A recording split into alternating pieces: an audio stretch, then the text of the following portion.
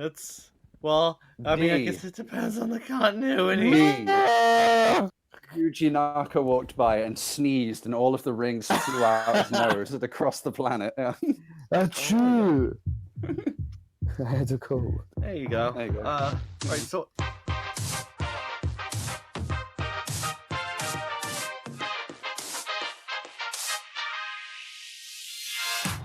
You're listening to The Opinion Zone. It's that time again when common sense and decency go out the window and questionable opinions come in. Starring your deranged hosts, Jay Eggman, David the Lurker, Sega Scourge, and of course the one and only Uncle Poxxy.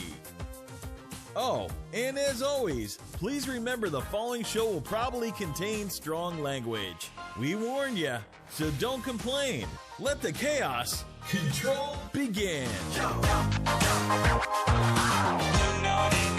let's go. Hey, yo, it's the Sonic Show.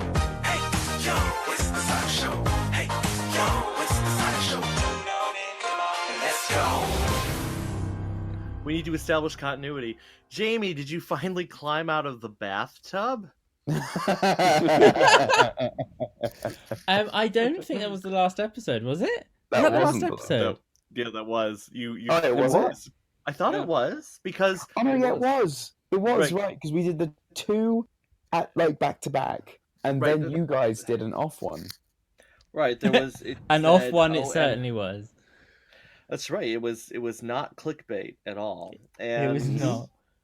It was not. Unlike every other Sonic the Hedgehog YouTuber out there, it was not clickbait. Ours is genuine content.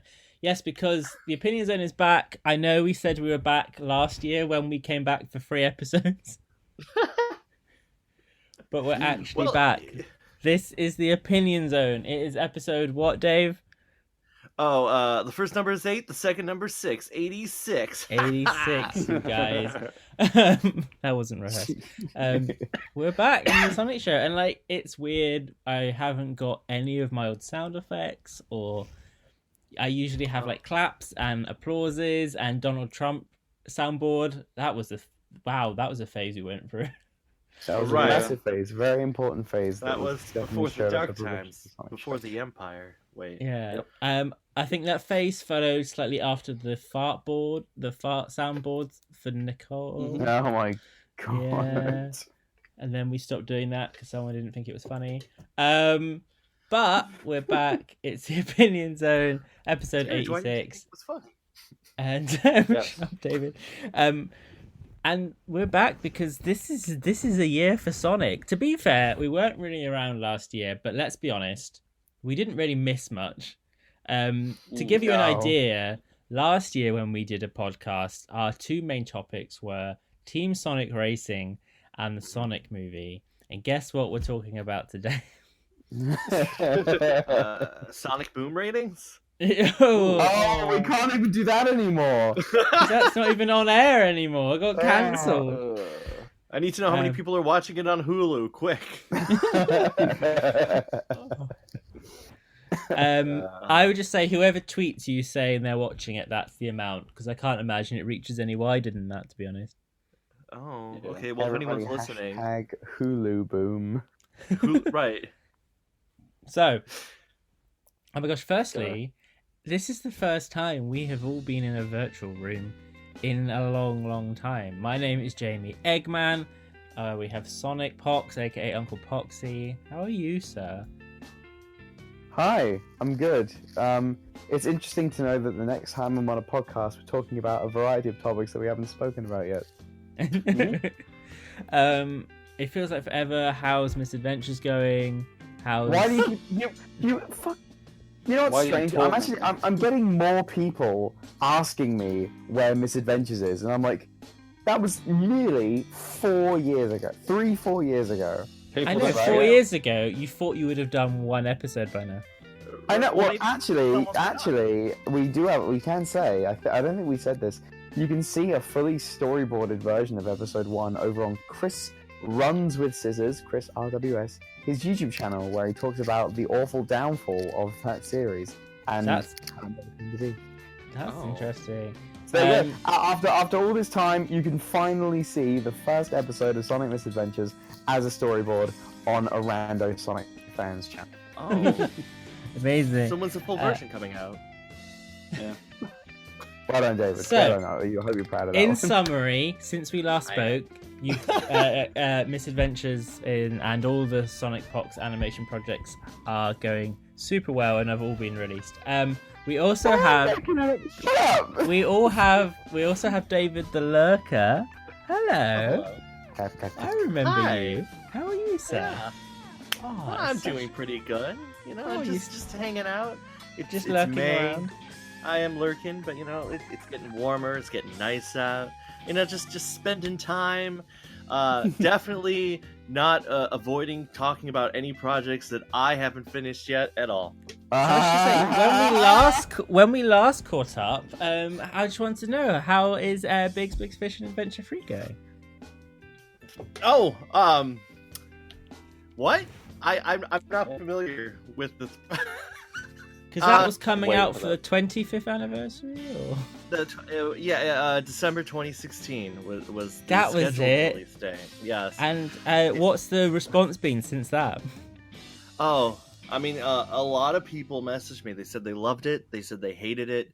They said they wept openly when they saw Big the Cat. So great. So in summary, similar to Sonic Pox, all your planned Yeah. projects that we talked about a year ago are still in a great They're- place. Listen, since then. when at least when I planned a Uh-huh. anniversary thing, mine came out on the 24th anniversary. Right. Well, technically, BBFA3 is still in development. That's believable.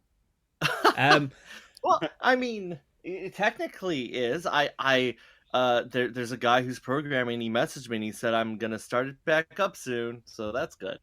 Guys, confirmed. It's still. But it's not. It's not all about you, David. It's not all about you, David. All right. We also have. We also have the Sonic Fearless Sega Scourge. Ooh. Hi, thank you. Ooh. Thank you. I appreciate sir. the. I'm Yeah. pretty good also. And I again- took some time. Oh, go ahead, please. I was just gonna say, like, obviously a year ago you were talking about how you hadn't done a video in a while. I was just wondering where you were. For a while I was like, yeah, I'm gonna try and focus on other projects. I had this thing called Sega Cosmos that I was working on. Yeah. Working on it. And I've decided, you know what, I'm going to take a step back from other projects minus random videos where I stand in front of a camera and try and make some theory videos again. Return to What? just working on my channel as a whole. I can't really talk about that because it's going to be pretty different when it arrives. So I mean, to That's be fair, out of everyone here, you have the most recent video upload. guess. Yeah. I'm What here. it's worth. Um, Alright. Exactly. Gee, You know, it's wow. funny you say that, Jordan, because that's a question I get a lot on internet now when I post Sonic Show stuff. Oh, you again? Yeah, who are you? Yes, and obviously going back to the host, like I said, I'm Jamie Eggman. A year ago, I said I apologize for not posting a video in a while. It's been a year since. I'm still sorry that I haven't really posted a video in a while, but we have been more active in the last month. So, you know, that's Yes, we exciting. have been. We've got a lot of things And planned. That's Talking creating a about focus. Scourge was just talking about something he was working on that didn't happen. Like, it seems to be a running theme with our group of friends. Was that the thing that you were going to promote in the book that I didn't finish? Absolutely. Oh, yeah, there's a book. I forgot there was another book coming. out. All right. So, Hey, do you just want the script to be BFA3 in your book? Then I can say Yes. it's out, right? yeah, because Okay. that would add a good chunk of pages, to be fair. So, I can take just a bunch of pictures of me in a froggy shirt. that's just not necessary. But guys, basically in summary, yes, the Sonic Show has been away. Yes, David's projects, my project, Sonic Pox's projects, Sega Scourge's projects have been on hold for a year. But Jesus this is Christ! the... You could have started a very depressing opening to this Right. podcast. But the point is, guys, this is the start of something amazing. We're back. We're all full of energy, as you can tell. And we're so pumped because, yes, as fans, we have a history of delaying projects indefinitely, but we're not alone because Paramount. That was a great. That was a great. Yeah, that deserves a round of applause. But I wish I had one. applause sound effect here. Okay. Paramount have announced that they're delaying their Sonic project as well into the next year. Hopefully they're a bit more committed to their new date of Valentine's Day than we are. I'm gonna just get my 2 cents out on this. I think I discussed when we did a podcast like a year ago. They just started filming, and I was like, I don't like it. The trailer came out. A lot's happened since then. Yeah, I think so we the need to trailers. Yeah, and so we've seen design leaks, poster leaks, concept leaks. With Chris Pratt which was too ambitious for Paramount. And then the trailer came out, and we won't go over the trailer in detail because if you're listening to this podcast, you would definitely already discussed that to death. But I think the general consensus I heard around was that Sonic, what the F, and Jim Carrey is going to save the movie. Then, following the like a week, I think maybe 2 weeks, maybe less than that, after the trailer came out, the director basically said, "We hear you. The design is gross. We're going to fix it." A bit frustrating on my part because there was no way they could not have seen that coming as a reaction. I refuse to believe that they were that convinced that looked good. Like, it was the most unsurprising reaction ever, but okay. And I remember saying to someone, because they said, I'm sure everyone here has had that thing that we're known in our real life group of friends as the Sonic guy. So when the trailer came out, everybody was like, "Oh, it's a Sonic trailer. What do you think?" And I was speaking to someone in church actually, and they were like, "Oh, Sonic fan," and they were like, "Oh, they said they're going to redesign it. Are you happy?" And I said, "There is no possible way they're going to redesign it by November." Because there's just too much. Yeah. It's either a minor design change, or they have started work on this before the trailer, and this was just a huge, slightly risky publicity stunt. Because there's no way they could redesign a whole CGI character, make it fit within the context of the scenes and everything by November. Turns out that's correct. You can't do that by November, so they have delayed it. There's so much to unpack from what I've just said. But my general vibe I'm getting from the internet is that people are reacting positively to the delay. Yes. Are we feeling the same? Are we feeling annoyed that this is such a cock up? Do we want to go around the table? Like, just get 2 cents from everybody? We'll go with you first, Poxxy. No, go with me last. Oh. Let's go around the table. Scourge. Don't want to be talked to. Okay.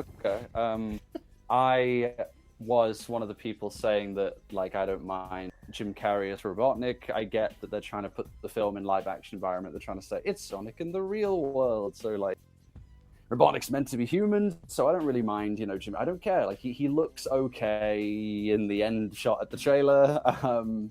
And I am hopeful for the design. I think that if the design's tweaked, then it could make a drastic impact on the reception of the film in the community, because I don't think a lot of moviegoers will care.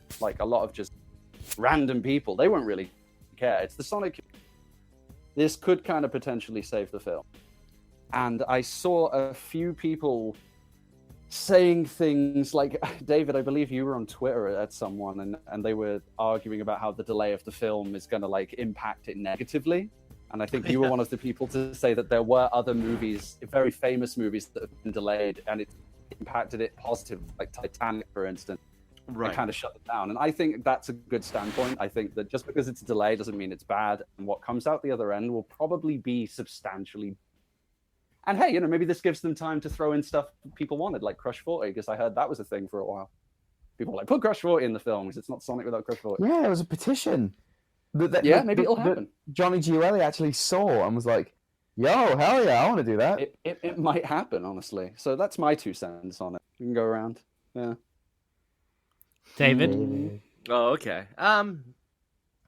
Well, I mean, I've been very skeptical of this movie since before. I feel like even before it was announced, back when it was like maybe there will one day be a Sonic movie. I'm like, no, please no.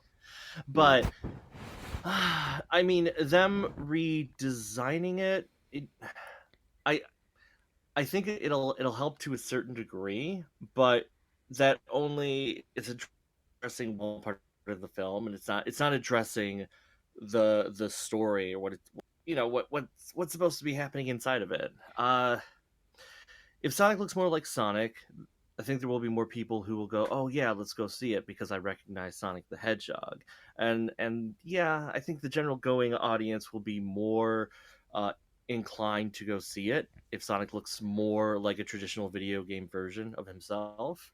But I don't think that automatically makes it a good movie, and that's really what the story is going to make or break it. And I don't know, are we touching at all on like possible spoilers slash leaks? Because I know there was an AMA done a bit ago, or on Reddit, someone saw a test screening. And Yeah, filmed to a that's certain looking degree. like it's pretty. That's looking like it's probably real now. Like people Yeah. were skeptical, but Yeah, when the because I trailer don't came out, know. Yeah, yeah, I mean, I don't know if we're supposed to talk about it on here or not, or if it's If it's relevant, yeah, then go for it. right. Well, I guess because I was gonna point out like that I guess skip ahead 30 seconds if you don't want to hear it. The scene in the trailer with Robotnik in what looks like the Mushroom Hill Zone is apparently like the end of the movie or a post-credit scene, which does imply like this is all in the real world. You don't see Sonic's world until the last 20 seconds, and that to me seems like a big waste. And just fixing Sonic's look doesn't fix the core problem of why isn't this a movie about Sonic the Hedgehog? Why does it feel like you're embarrassed you're making a movie about Sonic the Hedgehog? Why does it feel like you have to twist your arm to make Sonic look Sonic? What do you really want to do? But yeah. I mean, no one will really know until we see the movie itself. So I Yeah. want to hold out hope, but I have a very hard time doing that. But I mean, I'm still going to go see it, probably more Well, than yeah. once, because people will drag me to it. Oh yeah. Indeed. I There's mean, anything to take away from it. If people hate the Two Worlds canon, now they're going to hate it even more. Am I right? This movie's not canon.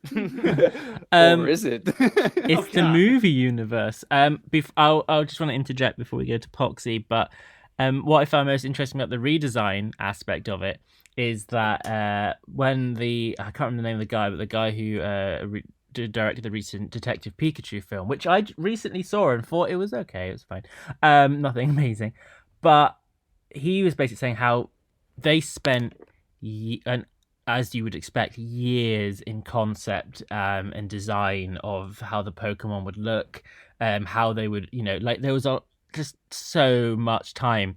And it's just interesting to me that to make sure it was perfect, that people would react well to it, that, there was a lot of, whereas in this, I'm just, in my personal history. With the Detective Pikachu movie, from what I heard, not only was some of the concepts designed by a fan online who was very well received with his realistic Pokemon designs. Yeah. They did some of that. Yes. But also yeah. hired a Pokemon specialist to be on set to make sure everything was perfect. Yeah, So there was this a member from the Pokemon company on every day.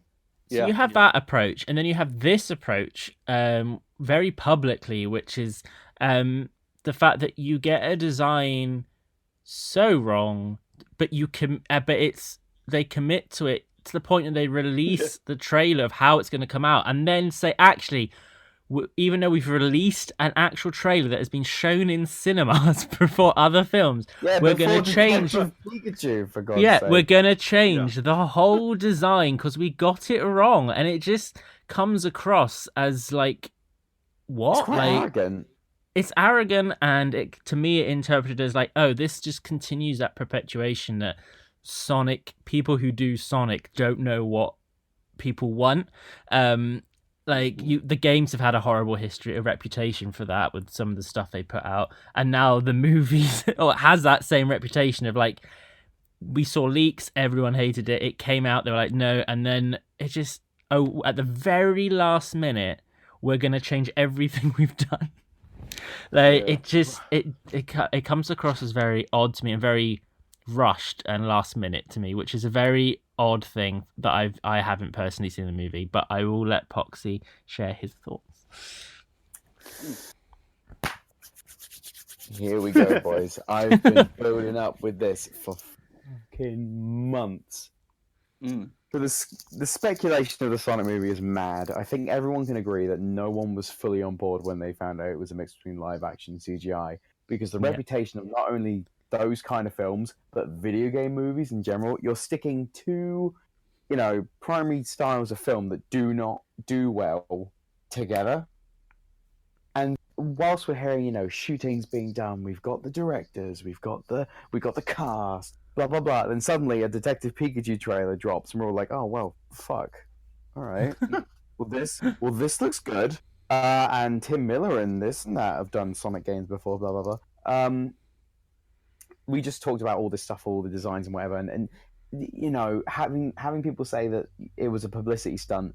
I believed it for a sec. I took a step back. That is absolute bollocks. Yeah. And I'm thinking like it just kind of makes me mad when you think. Do you guys remember they put a tweet with Izuka and Aaron Weber? They said we went, and they said, we went to Tim Miller and Jeff Alice. Were like, we went to Sonic Team and had a discussion, and Aaron Weber was like, we gave you the feedback, whatever. All right. So they are fully aware that people do not like what they've seen, leaks or whatever. Yeah. And they still went for it. And it's like, okay, there's a massive problem here. And then they carried on. And you got to admit, because I think it was either Jeff Fowler or Tim Miller, there's a rumor going around that they were the ones who leaked or I think it's one of those two guys, leaked the test footage for Deadpool. Or the original Deadpool, which is why people started to go, oh, well, they've done something like this before, not to this scale, not to the point where you're putting it before movies. You've made promotional posters for different languages, and in every single aspect, people are trying to like cherry pick bits where they're like, he looks good from that angle, if the light's right. Can I just point out in the trailer, you will see massive changes in scale for Sonic. I was just going to say that. Yeah, the shot where he's in the car, he looks about half the size of Tom. And then you see the shot of him in the roof. When he's on the road and he kind of kneels down, he looks tiny. Yeah, but even when you see him on the rooftop, he goes up to James Marsden's knees. I'm like, what in the hell is going on? Yeah, but even in that trailer, not just the scale, but like there's different scenes where it looks like a completely different animation team worked on it. There's different air shots where they don't even look like the same model. That they look like vaguely similar, but look so different. This is where like I wanted a bulk of what I wanted to say, like because I'm an animator professionally, believe it or not. I'm actually like going to I'm just about to get my degree, people who don't boy or care. So with a lot of the shots from this trailer, obviously everyone knows it's motion captured, right? Everyone, that's not new information. I didn't even know that. However, some scenes, however, are hand animated. Like Jamie, I take it like if we compare the infamous meow scene, right, to the shot of Sonic on the road where he says "Gotta go fast." That shot is hand animated. Which is why everyone goes, that shot looks really good, because it's hand animated and everything's crafted to have very well flowing lines and good facial structure. Whilst the meow scene is not only body mocapped, it's facial mocapped as well. Yep. You got Ben Schwartz doing the facial motion capture and an actor doing the normal fucking motion capture. When I heard that there was when there was I heard that there was a redesign, I was like, oh my god, okay, this can either be amazing or it can be god awful. People are going like, they can't change proportions because of the shots and whatever, and I'm like, no, well, they can. They just got to make them bigger in some essence, smaller in some of those. Like, it will take time, but it's doable. Yeah, but when I heard it was November, I was like, okay, if they got to the point, because if we compare the motion poster that came out in December 2018, something like that. He had no socks. He had socks in the trailer, and we were like, "Oh God, okay, that's immediately great." And we there are multiple different actors for it, and then even now we see from that one picture that was released in the new date that he has gloves. I'm like, okay, these are obviously easy parts that are fixed, but then it goes into facial reconstruction, color design, fur maps, shaders, lighting. There's a reason why there's such a huge animation team. I mean, there's teams for animators, then there's teams for lighting, rigging, shading, texture mapping, bump mapping, map painting, and that's all put into one bit. So, but it also got me a bit annoyed when, you see all the Sonic fans going, oh, change it, it's disgusting. And then he says, all right, we'll change it. And then they go, oh, the VFX artists are going to be overpaid. Oh! I'm like, bro, listen, if they didn't, they are already over budget on this $90 million movie about Sonic the Hedgehog. They're already over budget. If they didn't think they could do it, they wouldn't do it. Which is why it made me happy when the delay happened, because now no one can moan. I agree with David. I don't think it's going to fix a lot of the other aspects of the movie, but it will. Like no one who went to go see Endgame is going, I'm going to watch the Sonic movie day of release because it looks like a good movie. No, Sonic fans are going to go see it because it's Sonic the Hedgehog on the big screen. Why the hell not? So what's the one thing you want? You want Sonic to look good. That's all you want. You don't care if he doesn't sound the same. You don't care about that. You just want him to act like Sonic and look like Sonic. And this is where the biggest thing. This is my last point, which is rumored, and this is the little string of hope I've got for this, which could be absolutely pants bullshit, whatever. So, and I'm pretty sure this isn't anything new. So that image with Sonic holding his little goal sign has a striking resemblance to the art style of one Tyson Hesse. Right? And has anyone else seen that someone put in the replies saying that it looks like Tyson Hesse's art style? And Tyson replied with an image of Iron Man from the I Am Iron Man scene. Which, again, could be bullshit, but it does... That's too many correlating things. And the reason that's such a big deal is because if they got a fan concept artist for Detective Pikachu, and bear in mind, this also happened for Spyro. I know it's not a movie, but it happened for a video game. A person who was making 3D models of Spyro characters was brought on as a concept designer. We had the guy from Detective Pikachu, who was a concept designer, who even messaged or like responded with the original Twitter thread saying, "Hey, I'd love to help out. Can we get in contact?" He said that to Jeff Fowler. But if Tyson Hesse, again, I'm pulling at all the straws. I've run out of straws to pull. If Tyson Hesse is even having some influence of Sonic's design, because we know that he's been doing great in the comics and in stuff like directing Mania Adventures and TSR Overdrive. That focus on not only the distinct vision, but also what fans, because they just need to understand you aren't major what from moviegoers, you're going to get them from the hundreds of thousands of people that have told you that you're doing it wrong. These are the people you're trying to get into your movie. My only concern with, I agree with all of that. It's just, if they're like having Tyson Hesse on, which would be great because he's very talented and very attractive close up, but but then also, and you have the guy from the Pokemon film you said like tweeted saying, "Oh, you want to hand helping out." A film less, even if you count the delay, less than a year away, should not have people on Twitter offering to help out. That shows a sign of a film in trouble, and also the fact that if getting people like Tyson Hesse or people who have a history working with Sonic shouldn't be brought on at the last resort phase, like the oh crap phase. That should have been part of the very beginning phase, in my opinion. And the only other thing that I think about when you say about who you're making this design for isn't the wider audience; it's for like dedicated Sonic fans. I completely forgot. There's just one more point. Go, and then I'll finish my point. Yeah, go. Okay, so and I'll be quick. So People saying that big redesigns can't happen for big budget movies.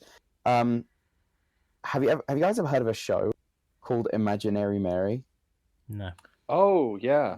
Right. Yeah. So it was a show that had the woman from the Looney Tunes movie interact with a imaginary character. I just put it in the chitter chatter stuff for the staff people, so you guys can see what I'm talking about. That had a very interesting design. Yeah. The executives didn't like it, so they spent 4 months and they completely overhauled the character design, and the change is actually pretty substantial. Yes. Yes. And oh my gosh, what the heck were they thinking the first time? Yeah, I it's kinda saw gross. that. Yeah. Yeah. It's possible. We see that these Oh. things are possible and real. Yeah. Right. And I I agree with that. So yeah, these, and again with delay, I think that makes it more tangible as a thing for us. Yeah, To exactly. think it's gonna happen. The thing about the design thing is, yes, they're designing this character primarily, you could say, for the Sonic fans, but however large you think the current Sonic fan base is, that is not enough to make a return on the $90 million. There's not that we're a big audience, but like we are not. So you need to appeal, obviously, to the wider audience. And I think the main people that will even be remotely interested is the people who are, my age, who are currently going to the cinema, watching things. And they don't play Sonic now, but they'll remember Sonic from their childhood, and they'll remember because they were around in the 90s when he was a big deal. I think those are the people who will be like, oh yeah, Sonic. Those people who I've spoken to, they don't follow Sonic. They don't know what he's up to now. They don't care, but they've seen this trailer, and without having any reference of what modern Sonic looks like, they know that design in that trailer looks weird. And that's the only thing they've come to. And it's not because he doesn't look like current Sonic. It's not because his eyes are the wrong color or his arms are blue. It's because he just, as a design, looks off, because he's got a manly body with this head on it, and it just doesn't look right, regardless of what. And just from a design point of view, without any history of Sonic's design, it just looks. It looks bad. unappealing. Yeah. You can't tell me that you would be happy to sit there for an hour and a half watching this guy run around making quips with his weird goat nipple back spikes. Like, seriously. That just looks really strange. So I'm surprised. I just want to say one more thing. Sorry. One more thing. Sorry. It's just a lot of the trailer, from the music, from Jim Carrey and everything, seems to be hugely selling to people from the 90s. It seems to be appealing to those people who grew up and they'll have a nostalgic love for that time. So that why does not the design of the character fit in with something that would appeal to those people who would, even if they don't, what they remember or think Sonic would look like now? Like, it just baffles me. Anyway, sorry, David. Yeah, no. I wanted to rewind a little bit when Pox brought up the Tim Miller Deadpool connection, because it's one thing that confuses me. Now, I know Tim Miller is just a producer; he's not directing it. But when that Deadpool footage was leaked, the whole point was we want to get public opinion for the film, because it was in development. And it looked like it was going to be killed off because, we're trying to make a movie that is closer to the tone of the original source material of what Deadpool is. And movie execs were like, we're not sure if this is going to work because we need to appeal to a larger audience, and Deadpool is a very specific thing and that could be offensive, etc., blah, blah, blah. And then the footage was like, no, you can do this. And that's what people got excited. So Tim Miller, who directed that, it was all about, and Ryan Reynolds and everyone involved, was we want to make Deadpool as close in tone to the original source material as possible. Of course, there'll be changes because you're adapting from one form of media to another, but we want it to be close to that. But then with Sonic the Hedgehog, it's like, I certainly don't think that they would have leaked it, because they were, if someone was trying to leak that stuff, it was for the opposite effect of please kill this. And if Tim Miller was behind it, then there's no reason for him to leak something, because if he's a producer, he's in charge to a certain degree, and he could just change it. What? Don't get me wrong. I'm not saying that he was the one behind the leak. I'm saying that it was like the reason that, because I didn't even believe it, but it was the conspiracy of he purposely made a really bad design to create buzz. Right, but I guess the idea is that if Tim Miller was so in tune with what Deadpool was supposed to be and wanted to make sure a movie came out that would work for Deadpool fans and was close to that source material, to then be put into Sonic, it's very odd for him to go, I don't care. Like, oh, just make a Sonic movie. Because it does feel like I know the director has said that he's very much a Sonic fan, and the people who are working on it are like, oh, we're very much Sonic fans. But there was somebody sitting there who was going, let's make this not as Sonic as let's not have this be as Sonic as it should be. Yeah. And I just find it very odd, especially in the context of the broader spectrum of movie making. The fact that the Marvel Cinematic Universe has made billions and billions of dollars, and part of it is it's being run by a man, Kevin Feige, who is very much a comic book nerd, and the idea is that these movies are meant to appeal to the fans, but also a larger audience, and is very much in tune with what the original comics were, and that has made so much money. And then other projects which are like, we're going to change as many things as we can, are not as successful. There's just this weird disconnect, and I don't know why it's hard for Offensive. I don't know why it's hard for certain movie makers to have that click in their mind, because there's evidence that, oh, you stay true, you appeal, yes, change things that you need to, but if you're closer to it, you're going to succeed, you're going to make the money. And then if you try to go way off because you want to do your own thing, like, so many times it just goes off the rails, and like video game movies in general, that's sort of been the case. So I guess I also wanted to bring up just one little thing. The last time that I can think of when somebody was brought in at the last minute to fix a thing was when Yasuhara was brought into Sonic Extreme. Oh God! And we know how that worked. So, okay. I mean, In a bit of a harsh example. Is voicing Shadow. Don't touch me, motherfucker. Gas control. We'll move on to the next topic in a sec, but I guess I think it's worth saying to everyone listening that, well, for me personally anyway, that I do believe that everyone working on this film wants to make a good film. I don't believe for a second that anyone involved in this project, except for maybe the very higher up, like Paramount themselves, but everyone involved in this project isn't in it for a cash grab. They're all creative people who I do believe care about the content they produce. So I do believe that, and I believe they do have the best intentions in their hearts, and they are trying to make a film that not only us horribly critique-driven bastards of fans will enjoy, but also the general audience will enjoy as well, which just makes it more interesting to me. And I hopefully one day, maybe long after this film is out, we'll find out why this happened. But I don't think we're going to have a public and genuine answer on that for a while. That happened. So that quick topic, which only took us like, I don't know, a while to discuss. Only 37 minutes. We'll now move. Cool. We'll move into the main topic, which is, guys, this is the year. Finally, it's the game we've all been waiting for, the kart racer we've all been waiting for. Crash Team Racing Nitro Fueled is out next month. Team Sonic Racing has come out, and I know all of us have been playing it. Maybe David.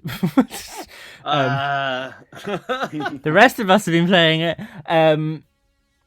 Playing it a lot. And I'm sure we have a lot of opinions. The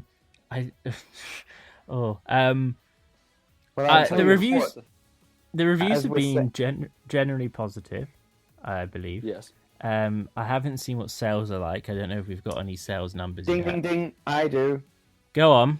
We do have UK sales charts. I don't think I have a number. That's fine. For the UK sales charts of the ending of May, Team Sonic Racing has surpassed them all. It's beating out games like Days Gone, FIFA 19, Mortal Kombat 11, Red Dead Redemption 2, Division 2, Grand Theft Auto 5, Mario Kart 8 Deluxe. It's currently highest selling game, I think, in the month of May. That's amazing. That's Cool. Well done, everyone. Well done, Sonic. Sumo Digital. Ooh. I think I will go around in a group again and discuss our thoughts. I will say mine briefly and then probably touch them again. I liked it. I don't love it. Yes. I Right. enjoy Transformed more. Transformed is my favorite out of the series if we're counting the Sumo Digital races. A few reasons why. I think because I went from a Sonic game that I loved how each lap the track changed. I really enjoyed that, things like that, which just doesn't have anymore. I think I actually surprisingly really like the team gimmick in terms of like the strip, like you racing behind other person in first place and passing over items to each other. But I think why I haven't fallen in love with it is because I find the track selection and character roster to be, it just feels better than previous games. Like you've got basically 4 or 5 areas, each with 3 tracks themed to them. I don't find all the areas to be particularly.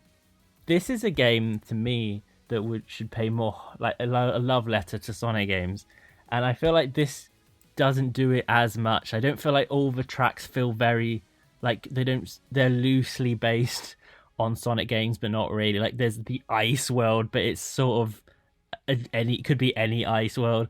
The levels, the tracks I enjoy more are like the ones that are paying, like the one with King Boom Boo and like where he appears in the track and stuff. The ones that are paying more obvious homage to actual levels, I enjoy those more. Whereas the ones where I'm just racing around a generic landscape that could be anywhere don't appeal to me as much.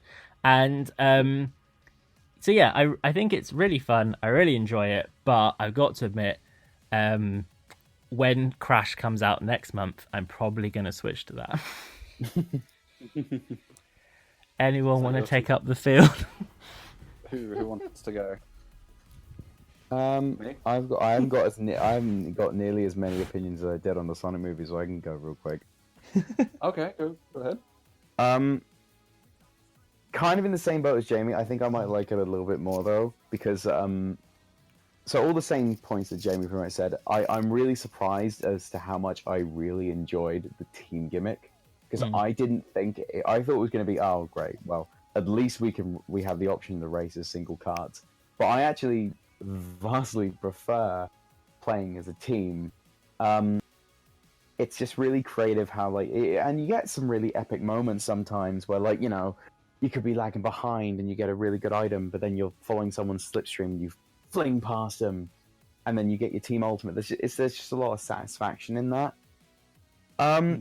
With the tracks, Jamie's right. It's being plagued by the same thing that happened in the original Sonic and Sega All Stars Racing, where they had themes and 3 tracks below them. There needs to be more here. I think that is the big problem. There needs to be more, and there can be. I mean, where's the Death Egg stage from the original All Stars Racing, and where's Starlight Carnival, where's Sky Sanctuary, and I know they all had their own gimmicks and stuff. The character roster again, very strange. You've got the original Team Dark, the original Team Sonic, Team Rose, but with some Chow, which I'm not really mad about. Team Vector, which is literally, why did you get rid of Charmy and Espio, but bring back Vector? And why do you just have Blaze and Silver, but didn't do anything else with them? Then you got Team Eggman, that's Eggman, Metal Sonic, and Zavok? For some weird reason? That he's like, if you can restore your honor, you can work with him. I don't know. The story mode's something else I think we should touch on a bit later. But there are things holding, the game back. I think it's amazing for it has one of the best Sonic soundtracks I've ever heard. Like, really? Every Do you think? single song. I think every single song is a banger. 100%. I mean, there was only one that really peeved me, which was, I'm not sure if anyone's heard it, but it's their Casino Park remix. Oh wait, are you talking about not the one with the electric guitars? It's the not Bingo Pie. Yeah, the really no, okay. one. I didn't like that one. Okay, yeah, no, I can agree on that. But everything else, I loved. But and Yeah. you know the car customization, which I think is really really cool. I do think it works a lot better when you're with people, like when you're with real people. There's definitely things that need to be fixed through patches. Online has issues. The story mode again is something that's whatever. There's just not a lot here. Like they've taken all these things and they've tried to make things out of them. Like they've instead of making more things, they just take the ones they got, cut them in half, and make more. So I think Team Sonic Racing is better than I expected. Yes. But it could be better, 100%. Okay. Fair play. I guess I'll say my bit.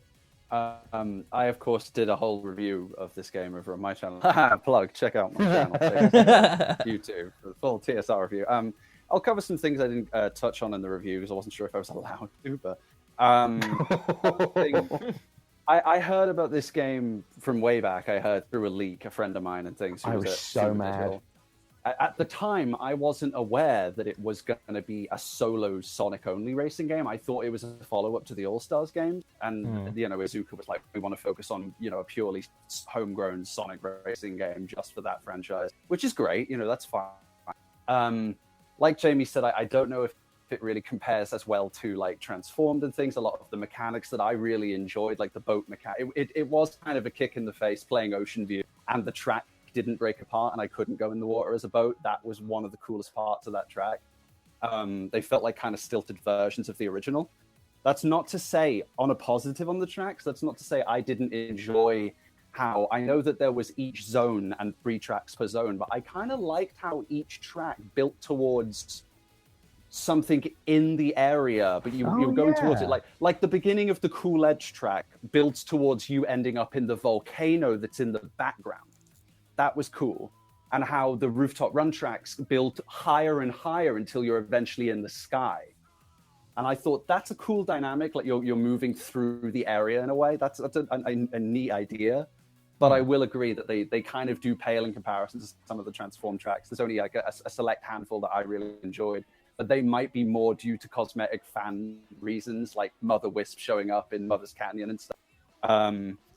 The Team Boost mechanic, I enjoyed, and it was extremely satisfying, but they weren't all-star moves. So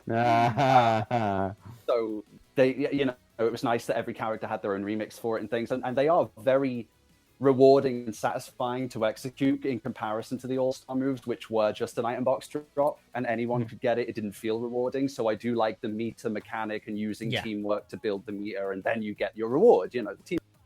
On the topic of, like, there's something I really wanted to bring up quickly, and it's more so to do with like Sumo Digital as a developer. I find it amazing in a way that I've noticed in recent years that Sega and Sonic Team are, in my opinion, one of the most budgeted developers I've ever seen, and yet they still managed to pull it off somehow. Like with Mania, it was a team of fans, of course, so I don't really know what pay was there. Sumo Digital, they have a bit of a rep. I won't go into different things, obviously, but it obviously must have cost them substantially less to have Team Sonic Racing made. Just to throw in there, little birdie, through people I knew who were working there, a lot of Team Sonic Racing was actually made by interns who were on 3-month contracts. And they somehow managed to, some of them were kept on for an extra 4 months. And they somehow just slapped it together and it worked. So I do applaud them for that. That is impressive. That what came out the other end is a very satisfying and enjoyable. Overall, I enjoyed it. I'm still playing it now. I love playing it with friends. It's definitely a game that's great with friends. And does it compare to the All-Star games? I don't know. But then again, Jamie, you're not allowed to talk because you hate Alex Kidd. And I'm quoting an old Alex Kidd. Yeah, Jamie, why do you hate Alex Kidd? You got a problem with Alex Kidd? Because he's dumb. Yeah. There would be no Sonic without Alex Kidd. I think there are there are some gimmicks. Like we talked about the team racing gimmick, which again I do really love. And I one thing I must admit I do like is this is probably the only kart racing game that I can think of. I haven't played them all in the world. The one that I can think of anyway, that genuinely you can be near the back of the pack in like the last lap and you still have a fair shout of being in first place. Like the way you can go from back to forth, like you're continuously changing positions all the time. Whereas like in other games, like if you're good, you can make it your way to the front and you'll stay there. But this one, something can happen and you will be right at the back for whatever reason, but that does not throw you out of the competition whatsoever. And so that makes the races more interesting, I think. But yeah, it's just lack of content, and like I think it's the tracks as well. Like again, must remember the last time I properly played Transformed, like in the story mode or whatever it was called, it was a long time ago, so my memory will probably have a nostalgic, like, happy view of it. But like I just don't. I feels like when I was playing for all the cups in that game, in some races you'd have to like do certain challenges like this one, and then you'd use the things to unlock the characters, etc. But I will say, I do think Team Sonic Racing is the most beautiful looking racing game they've had. Because I looked back at like footage from even Transformed, and the model quality and the lighting quality isn't really. But then there. you've also got to take this. It's a different generation of hardware. I think that doesn't matter. I think it plays into it because like no, it doesn't matter. You can have some PS3 games that look better than PS4 games. I guess but I think for their respective times they look good. But nah. Nah. I just think like, but when I was playing through Transform, I felt like whenever I was doing a different stage, it didn't feel like I was doing the same track 17 times, like throughout that mode. Like I was always doing a challenge on a new track every single time. Well, that's like, because you were. They had more to work with in the All Stars series because they had all this vast roster of Sega IPs, didn't they? They could have a huge plethora of tracks. Yeah, but Sonic is huge, and yet, like you said, they didn't fully utilize it because there's so many more tracks they could have done with just Sonic. You could have done. But Transformed also didn't have the whole thing where there were three races determined to one theme. They had that in the original game, and then they got rid of it after realizing, maybe people would like to see different locations rather than Seaside Hill 3 times. And again, it probably is a budget thing, potentially, because it's easier to reuse assets. And I even noticed between completely different areas, there are very similar gimmicks that were just repainted things, like swinging things. It was all very much, this is clearly the same thing from that track, but with a different coat of paint on it. Very barely different coat of paint on it. So like I could tell there was a lot of recycling going on throughout the whole game.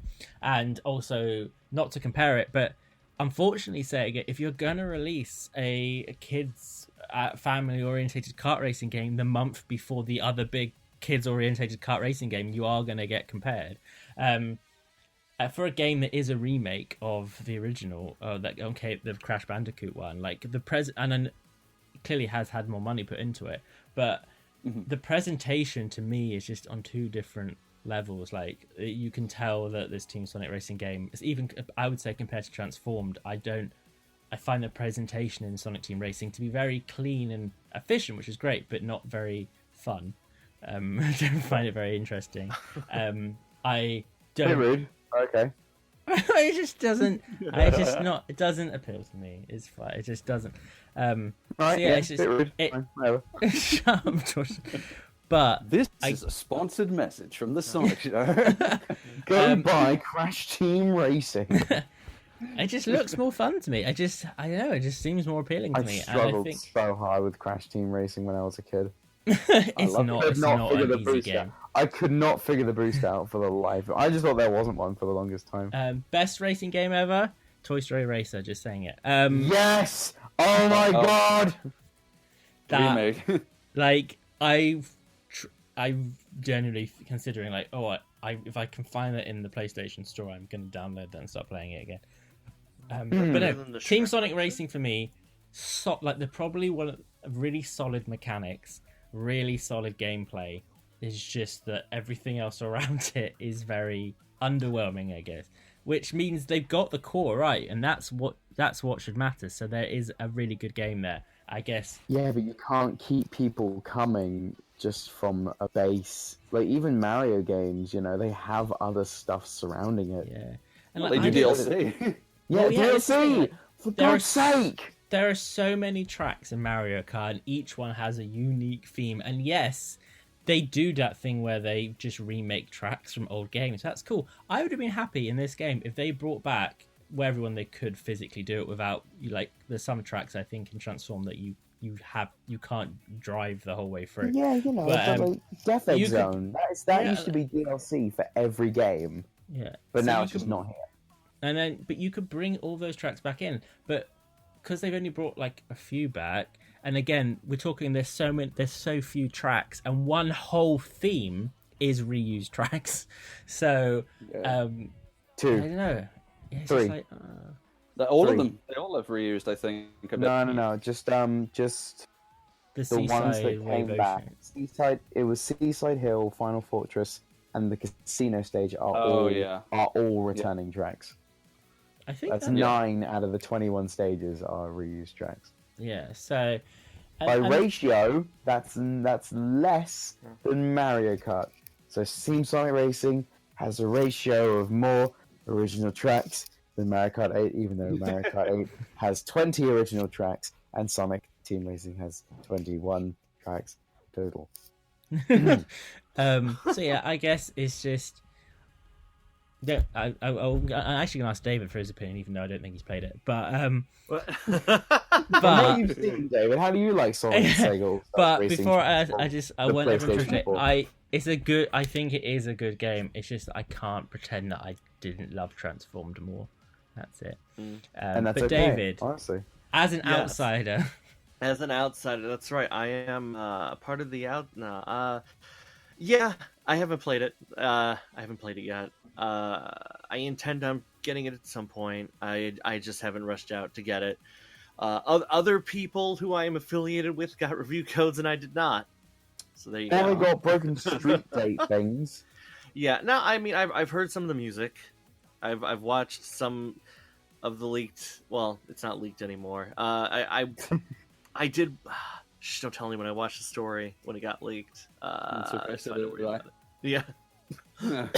But yeah, I mean it looks fine enough, but it doesn't look like it's any better than Transformed.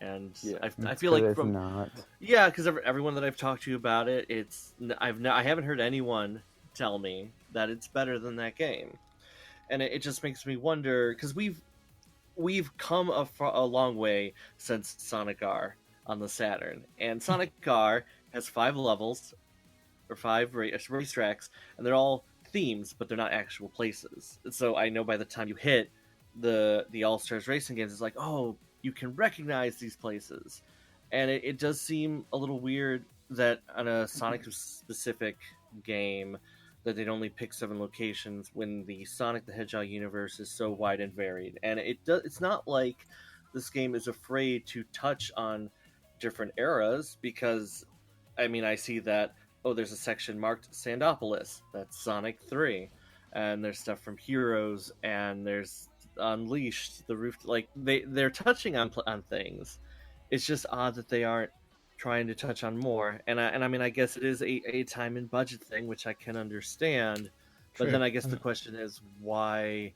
That is something I do want to just quickly say. I think my favorite theme in the whole game is the sand theme.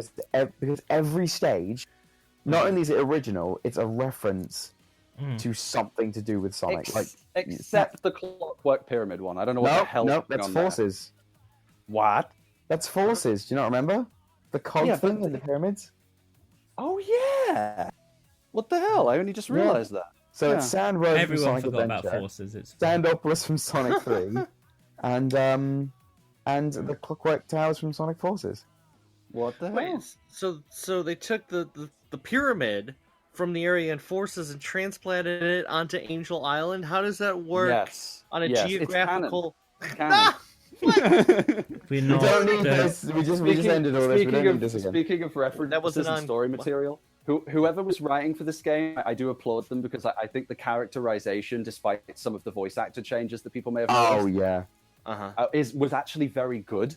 definitely. I would argue voices and things, and the dialogue was funny, and it was. I don't know who wrote it. I couldn't find them listed anywhere. I don't know who wrote this game, but that was Sega.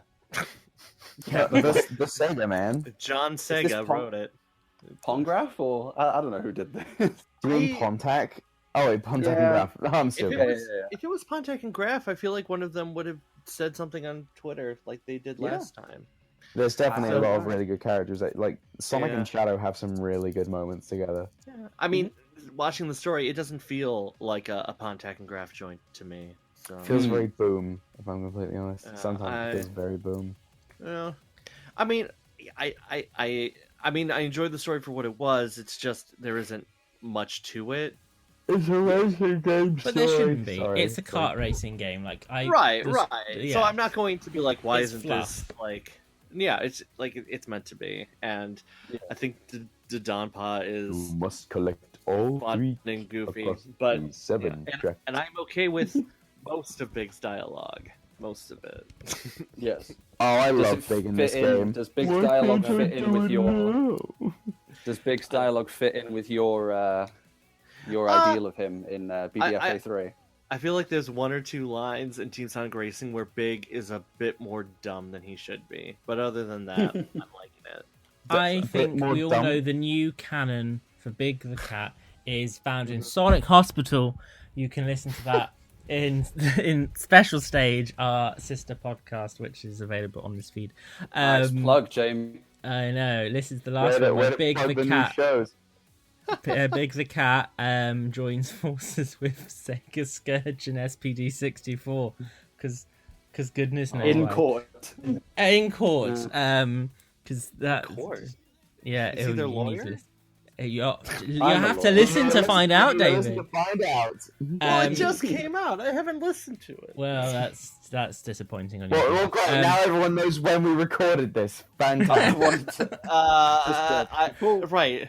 No, whenever anyone Before we listens to move on. this, it's live. We redo the conversation. every Now we have to Every talk. Now time. we can't cover up that we haven't talked about the Sonic Lego figures yet. I'm just gonna say to close, I really appreciate like the fan service and the levels and things for TSR. It was all really good, and I don't know who was doing it, but you can tell that the team working on it did There was a lot of love. a lot of great love. Yeah, it was awesome. But like, oh my god, guys, why wasn't the moon blown in half in Clockwork Pyramid? 0 out of 10, am it I was right? Sonic Forces, 0 out not of Sonic Adventure 2. It was Sonic Forces. Well, I mean, look, if Azuka said the moon got turned around, Jamie, Yeah. play the theme. Play the theme. You know I can't do that today. Damn it! But does, I think I does, just want to say on this No. game because you need to ransack what's going on.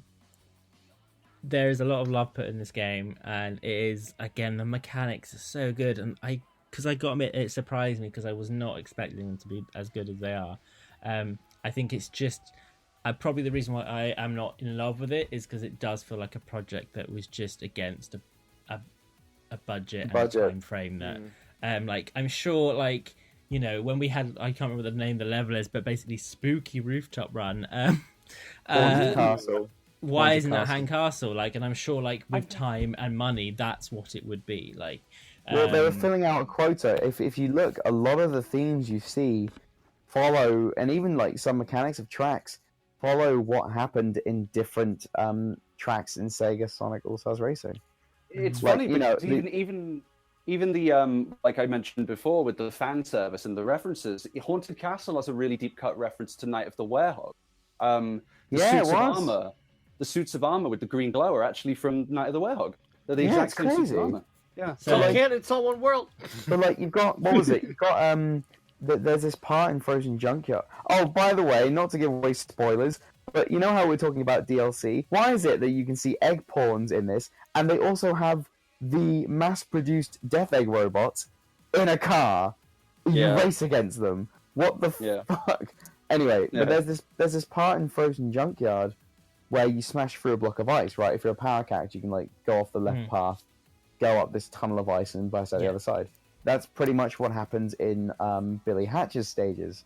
You know, Sand Road, a lot of the stuff follows from there, or the Haunted Castle thing. A lot of House of the Dead inspiration came from there. It just proves the point of the game being on a budget, but that doesn't really make it bad. It just kind of makes like the game's not bad. It just could be more. Not even better. The game just could be more. Are you saying it could be so much more than this?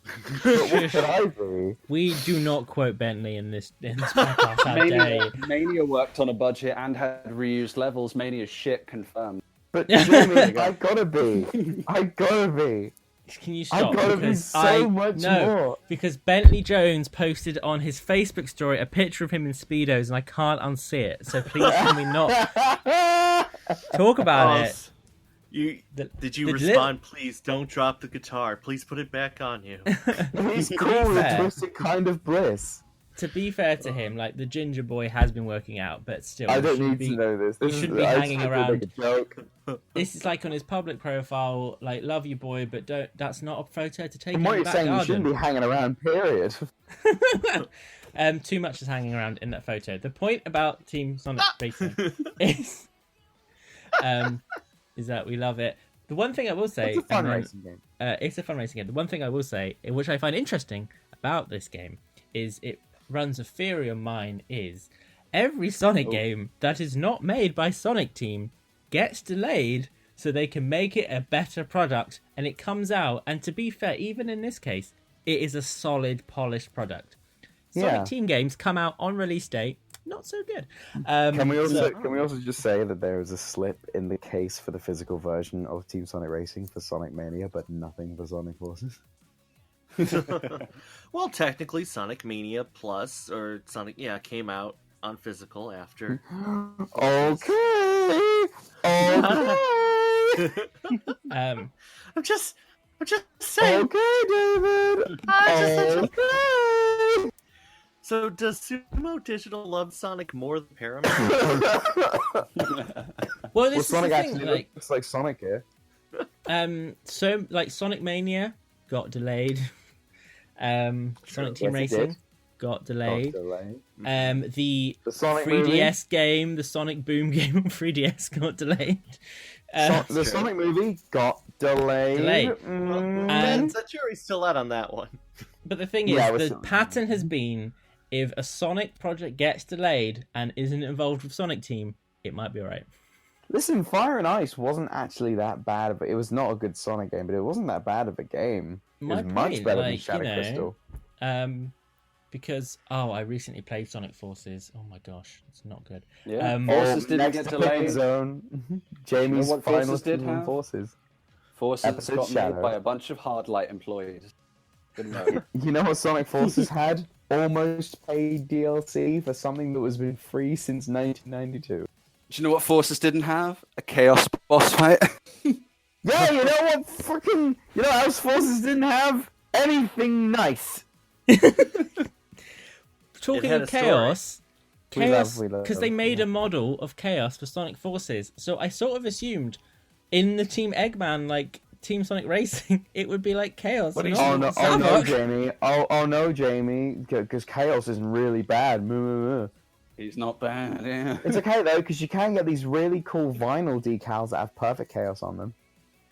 I mean, Chaos could be a neutral, anti-Shadow-esque something. I'm still hoping out for maybe if this game does well enough, we get an adventure pack and there's Team Adventure that has Tikal, Chaos, and Gamma. Oh no, they all have a kiss? Okay, make it weird. So, I want to see Chaos. What are you talking about? I want to see Chaos. I have a kiss. Who here has recently played Sonic Dash? Me. No. It's very weird.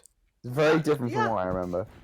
Because I looked at it recently, and like now you collect things to build like huts and stuff in each area. There's cow gardens and I was like, who is gonna play this game enough to unlock like a shed and a tree and a thing for each area? And a very special friend of mine has been playing this game, and because I was like, I'm a Sonic fan, so I'll play Sonic Dash. They have unlocked basically everything. Oh, there you go. Why? Hacking. Yeah. No, but what I I found wish I interesting. knew that. I wish I knew that Sonic Runners. Maybe I would have I got did classic see Sonic that. a bit earlier. What happened to Sonic Runners Adventure or Adventure Runners or whatever game? It came out, everyone got Did it? sad, and no one talks about it anymore. Is it And still then there out? was, yeah, but then there was the Runners Revival project that, after a day of seeing amazing fan praise, got a cease and desist. Well, it Wow. didn't get a cease and desist exactly. Well, no, it was they were emailed by Sega to say, hey, yo, stop. They were in contact with someone who was connected to hard. They were But saying, "Oh, you should be why? careful." The game Because doesn't it was make any money. It's not there anymore. Right, but Yeah, I mean, but Sonic. if Runners it still Adventure was exists. out, No, The it doesn't. rival- They're not losing profit. Maybe it just means they have plans for it in the future. I don't know. A bit late. Well, I Yeah. think they were.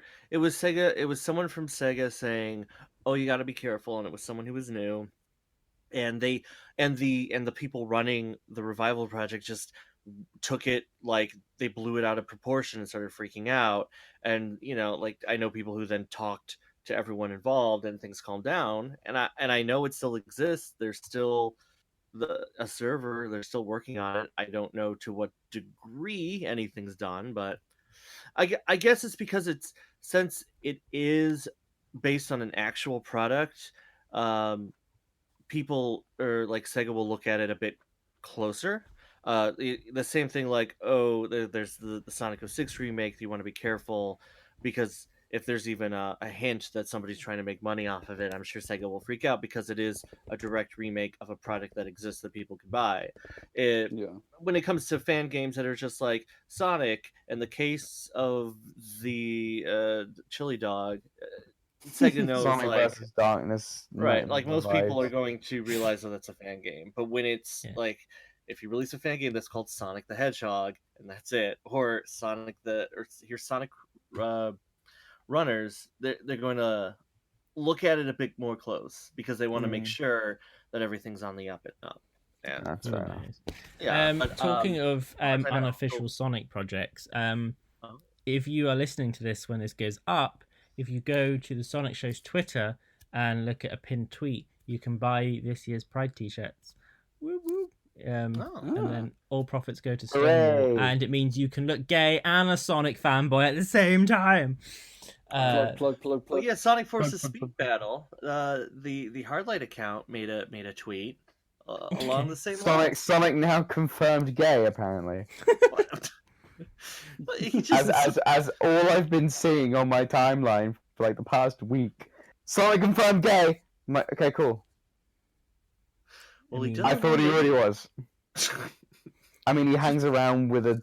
Oh, actually, I was going to get into scary territory. Let's not. It's like he's just Okay. holding a rainbow flag. I don't get why people blew it out of proportion. I just thought it couldn't was hold a cool. rainbow I think flag. that's really cool that they even they could have just not addressed it. And then they Yeah, did. and to I be thought- fair, like that's not the official Sonic the Hedgehog account has made a Pride-related tweet back when the US brought in equal marriage. So like, it's not Sonic's been holding Pride Sonic stuff isn't. before. The one thing we need to remember is that Sonic has a lot of influence, especially on social media nowadays.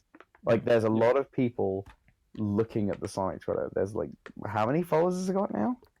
I'd say What? Sonic has more influence in social media than he does in any of his actual main platforms these days. Oh, think he's- 100%. Yeah, I think he's more of a he's known. He has more of a fan base in terms of the influencer market than If you he look does at in, Sonic's Wikipedia page, it says Sonic the Hedgehog, occupation, social media star. And I believe it, boy.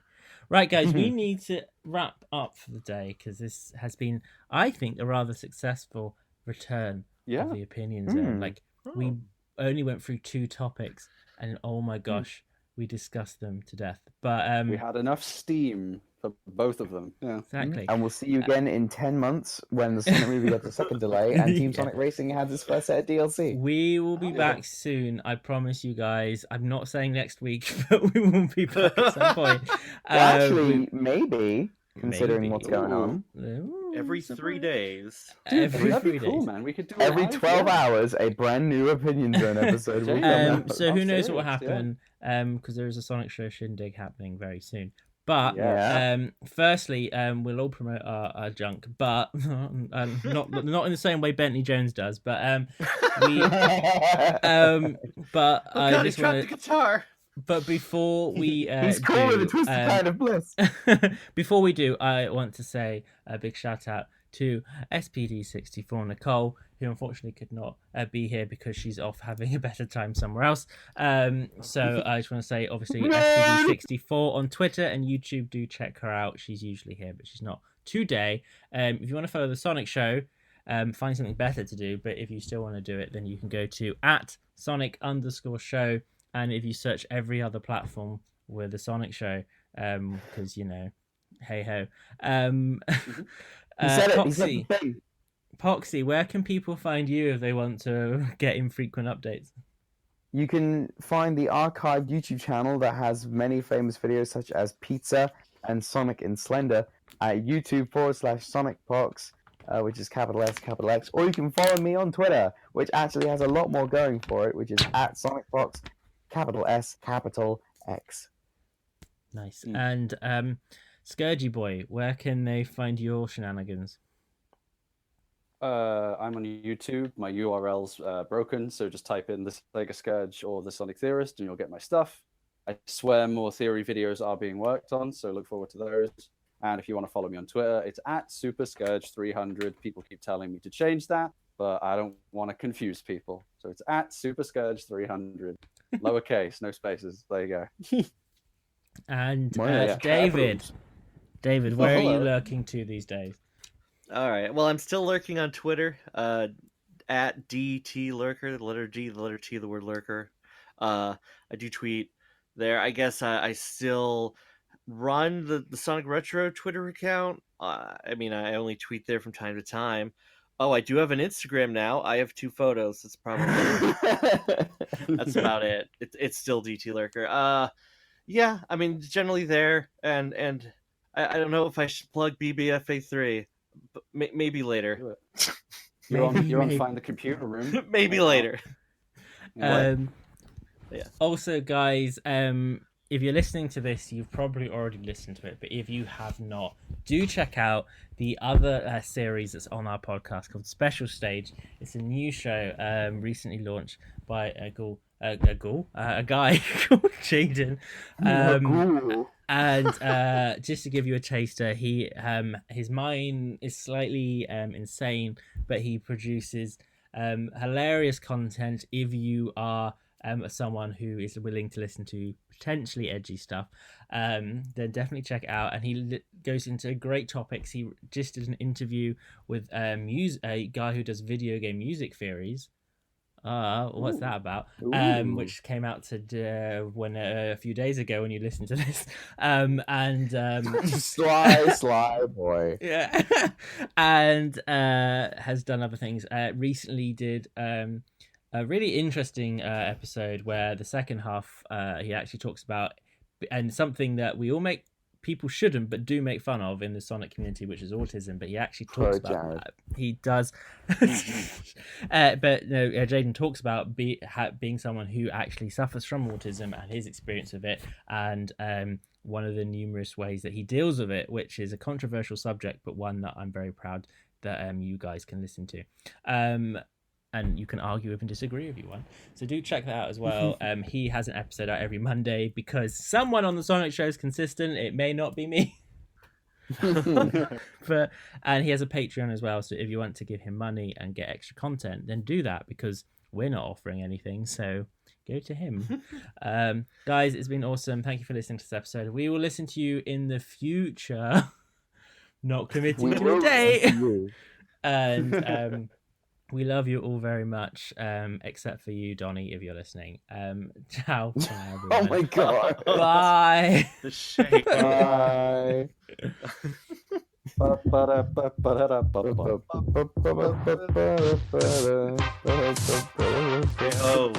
been listening to that Opinion Zone.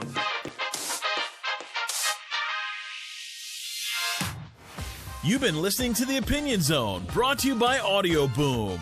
Don't forget to check out our page at audioboom.com/channel/The Sonic Show and leave us a comment. You can also interact with us at any time on Twitter by tweeting at Sonic_show. Until next time, by which I mean whenever Jay can be bothered again. Stay safe and please leave Froggy alone.